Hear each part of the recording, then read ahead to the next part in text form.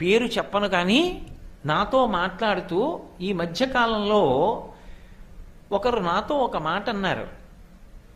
ఎప్పుడైనా భగవద్భక్తుల మనస్సుకి ఏదైనా కొంచెం కష్టం కల్పించవలసిన అవసరం కలిగితే అనుభవం ఇవ్వడానికి, దానికి పరిష్కారం కూడా భగవతి సిద్ధం చేయకుండా ఉంటుందా అన్నారు ఒకరు నాతో.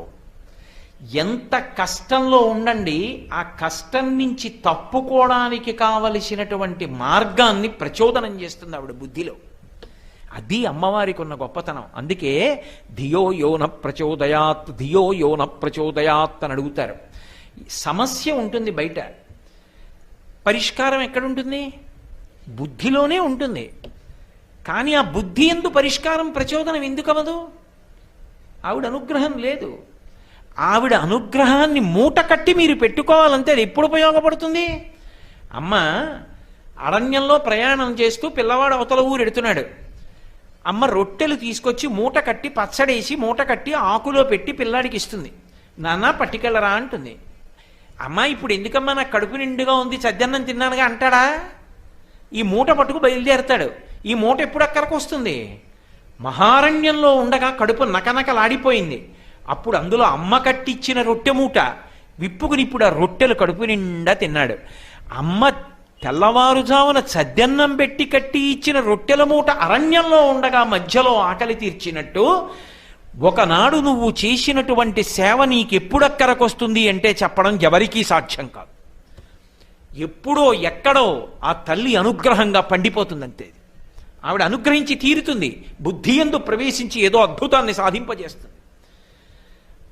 అదే అనేకమైనటువంటి ఆఖ్యానాలుగా వస్తూ ఉంటుంది. మీరు దేవీ భాగవతంలో పరిశీలనం చేస్తే ఒక రెండు ప్రధానమైన విశేషాలు రెండేటి అలా ఏదో జ్ఞాపకానికి వస్తూ వందలు గుర్తొస్తాయి. ఒకానొక విషయంలో అసలు జీవన్మరణ సమస్య లాంటివి ఎదురవుతూ ఉంటాయి. శర్యాతి అని ఒక మహారాజు, 400 మంది భార్యలు, ఒక్కతే కూతురు. అటువంటి పిల్ల సుకన్య, ఆ పిల్ల పేరు. చక్కగా చిలికెత్తెలతో కలిసి ఆడుకుంటూ ఉండేది. ఎంత సంతోషంగానో కాలం గడుపుతోంది తండ్రి మహారాజు. ఒకనాడు తండ్రి వేటకెళ్ళాడు. పిల్ల ఆయనతో పాటు వెళ్ళి ఉద్యానవనంలో తిరుగుతోంది. అక్కడ ఉన్నటువంటి పూల తోట లాంటిది, లతావితానములు ఉన్న చోట తిరుగుతోంది. అక్కడ ఒక ఆసారం ఉంది, నీటి సరస్సు. అక్కడ కూర్చుంది. వెనక పుట్ట ఉంది. పుట్టలోంచి 2 ఆ మిడుగుడు పురుగుల్లా కనపడుతున్నాయి. మిరుగుడు పురుగులు అంటూ ఉంటారు, ఏదో మెరుపులు మెరుస్తున్నట్టుగా రాత్రి వేళ ఎగురుతుంటాయి. అటువంటివి 2 పురుగుల్లా కనపడ్డాయి ఆమెకి ఆ పుట్టలో. బాల్య చేపల్యంతో పిల్ల ఒక పుల్ల తీసి పొడవబోయింది. అప్పటికే కొన్ని సంవత్సరముల నుండి తపస్సమాధిలో ఉన్నటువంటి చ్యవన మహర్షి అందులో ఉన్నారు. చ్యవనుడు పిల్లా దగ్గరికి జరక్కు, పిల్లా అఘాయిత్యం చేయకు అంటున్నాడు. ఎందుకని శరీరం నిరసించిపోయింది. తపస్సమాధిలో ఉన్నాడు ఆయన. ఈ అల్లరికి బహిర్ముఖుడయ్యాడు. పుట్టలాగే ఉంది.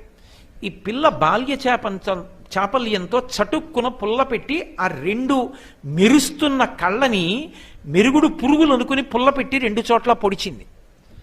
ఆయన కళ్ళల్లో పొడుచుకుని ఆ కళ్ళు 2 పోయి అంధుడైపోయాడు. అంతటి మహాత్ముడికి అపచారం జరిగింది. భాగవతులకు జరిగినటువంటి అపచారం కట్టి కుడిపేస్తుంది.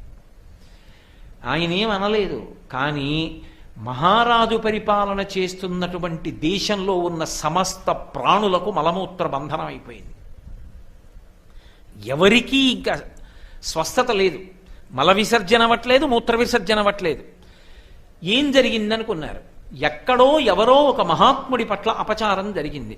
అందరినీ పిలిచాడు. మనం వేటకెళ్ళాం, ఎవరైనా ఏదైనా పొరపాటు చేశారా చెప్పండి అని అడిగాడు.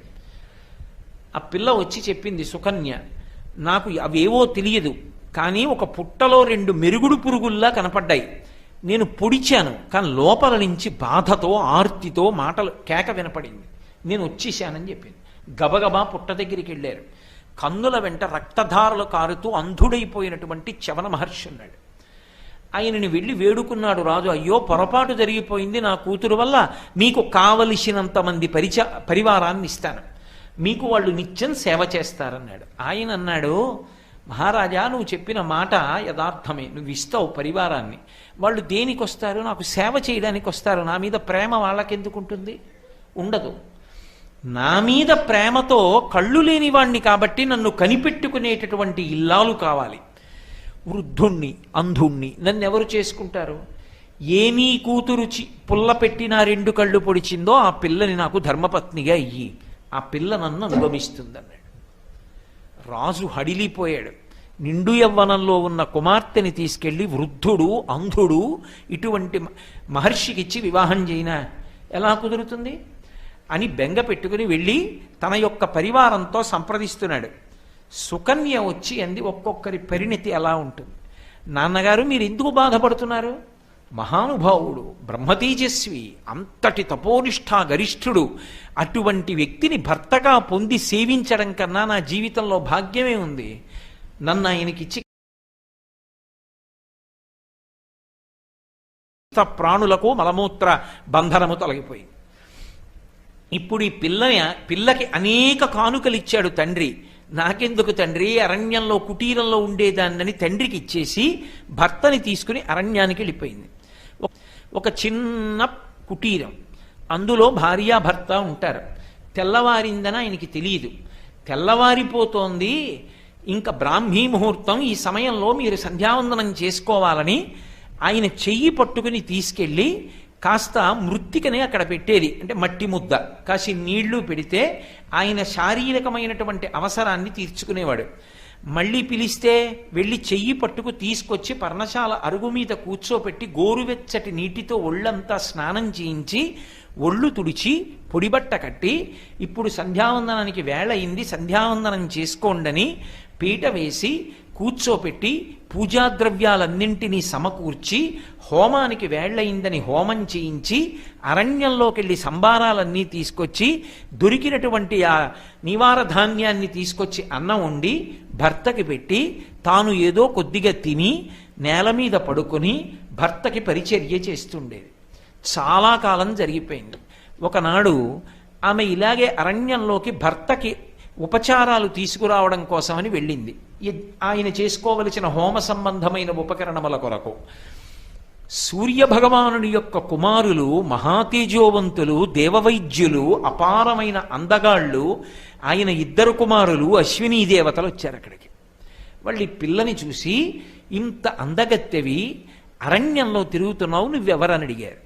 ఆవిడంది, నేను చ్యవన మహర్షి యొక్క భార్యని, మహాపతివ్రతని, కాబట్టి మీరు అశ్వినీ దేవతలు అంటున్నారు, మీకు నమస్కారం, నేను బయలుదేరుతానంది. వాళ్ళన్నారు, ఆవిడ్ని పరీక్షించడం కోసం ఇంత యవ్వనంలో ఉన్నావు, ఇంత అందగత్తెవి, వృద్ధుడు అంధుడు చ్యవనుడితో నువ్వు ఏమి సంసారం చేస్తావు?